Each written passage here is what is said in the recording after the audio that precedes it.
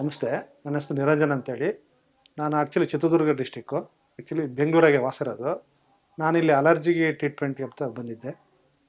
1 month ಆಯಿತು treatment ತಗೊಂಡು. Actually ಏನಾಯ್ತು ಅಂದರೆ ನನಗೆ ನೈಟೆಲ್ಲ ಮಾರ್ನಿಂಗ್ ಟೈಮ್ ಆದರೆ ಆಟೋಮೆಟಿಕ್ ಕಂಟಿನ್ಯೂಸ್ ಸೀನ್ ಬರೋದು. ಭಾಳ ಪ್ರಾಬ್ಲಮ್ ಆಗುತ್ತೆ, ಇರಿಟೇಟ್ ಆಗೋದು, ಸರಿ ನಿದ್ದೆ ಬರ್ತಿರಲಿಲ್ಲ. ನನಗೆ ಸುಮಾರು ಒಂದು 7-8 ವರ್ಷದಿಂದ ಈ ಪ್ರಾಬ್ಲಮ್ ಇತ್ತು.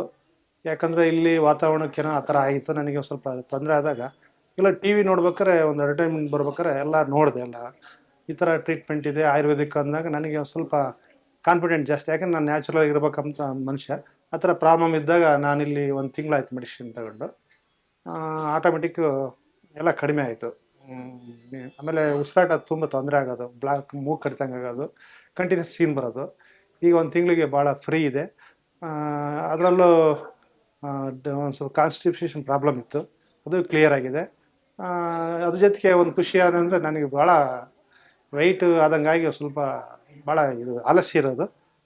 ಇದು ತಗೊಂಡು ಒಂದು 3 kg ವೆಯ್ಟ್ ಲಾಸ್ ಆಗಿದೆ, ಫ್ರೀ ಇದೆ. ಈಗ quite happy.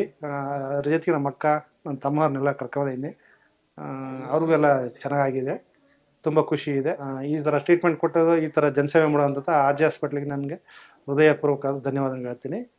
RJR herbal hospitals 9962280003